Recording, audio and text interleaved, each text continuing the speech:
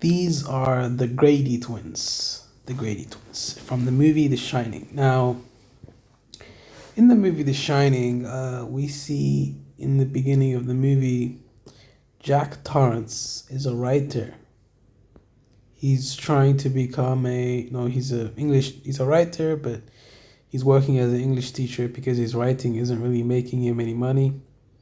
He's a drug addict. No, he's not a drug addict. He's an alcoholic, and it appears throughout the movie at the beginning, we see that Danny has he keeps talking to this person called Tony, and Tony is warning him not to go to the Overlook Hotel because it's dangerous. And then we see he gets a warning from the Grady twins. How does he get this warning? I guess it's in a dream, because at the beginning of the movie, before even the first hour, we see the Grady twins, and I think they're trying to warn Danny not to go to the Overlook Hotel. They're kind of giving him an edge, you know?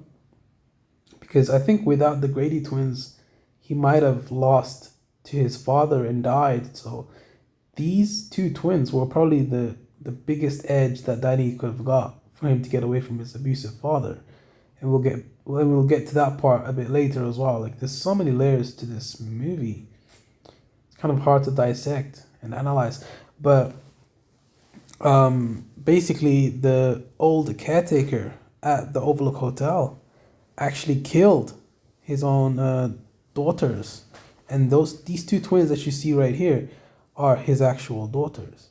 And he killed his wife also, and that's because I guess it was because of isolation. And at the beginning of the movie, we actually see Mr. Ullman. He's the guy that's hiring Jack Torrance for the job as a caretaker to take care of the Overlook Hotel. And he tells him that the last caretaker, because he went crazy from just the isolation and probably got depressed and killed his wife, and he killed himself, and he killed his little girls, the two twins right here. And Danny actually sees their dead bodies on the ground because he has the shining, he has a gift. That's why the Overlook Hotel wasn't able to take control of Danny. Danny had a very strong mental mind. He had the shining. And his mom was very strong mentally, but physically very weak. But the father was the weakest mentally because, if you look at him, he had an alcoholic.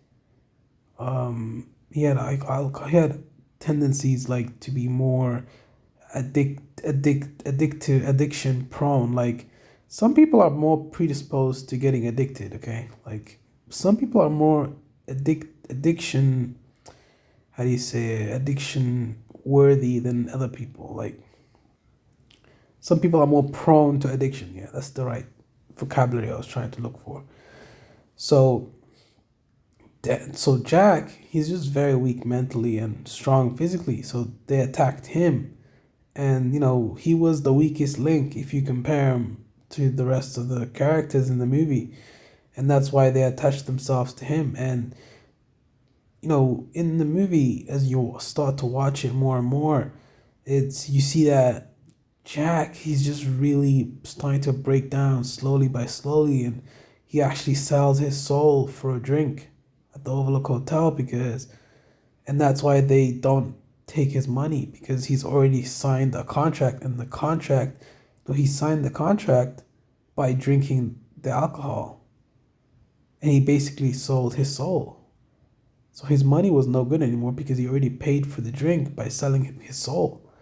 And that's very bad because if it doesn't work out and your plan fails, then you get absorbed by the hotel because you literally did sell your soul. So you know, you really you really just need to watch the movie. It's a great movie. This review is not really gonna do it any justice. So, but man, there's just a lot of layers to it. And there's actually a little bit of there's hints throughout the movie that suggest that Danny was abused by his dad, Jack, because the fatherly love scene, like where Danny is sitting on Jack's lap, and Jack is talking about how he would never hurt him or his mother. And then there's the scene at the beginning of the movie where Danny, he passes out in the bathroom when Tony tells him not to go to the Overlook Hotel and warns him. He passes out from the scene where he meets the Grady twins and the blood from the elevator. I guess that kind of freaks him out and he just passes out. He wakes up and the lady is asking him about Tony and blah blah blah. And yeah, that's the beginning of the movie. So I think without the Grady twins are not evil. I don't know why people think the Grady twins are evil. These two twins are not evil. They're actually just souls that are trapped in the whole hotel because the father killed them. And I think the Grady twins actually opted to stay behind and stay at the Overlook Hotel so that they could save other people, like other children that are probably going to become victims of the same fate that they endured. So they're actually very good because they're helping other people survive.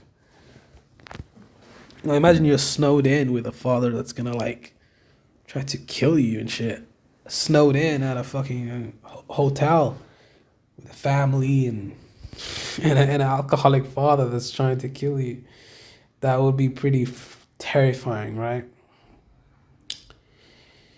Uh, yeah, that's pretty much it, man. Like it was. Well, there's actually a lot more, but I don't want to completely ruin it for you guys. I guess I've already done that. So I would say don't watch this video if you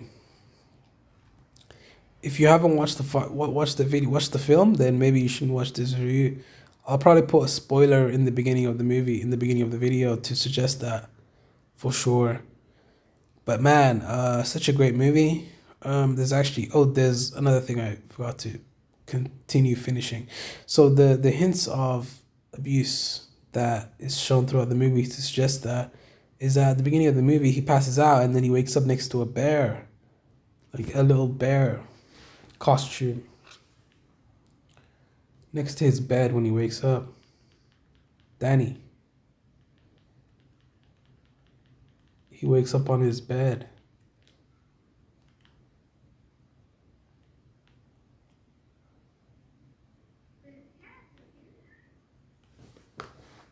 And at the end of the movie, after Jack kills, what was that guy's name that he killed?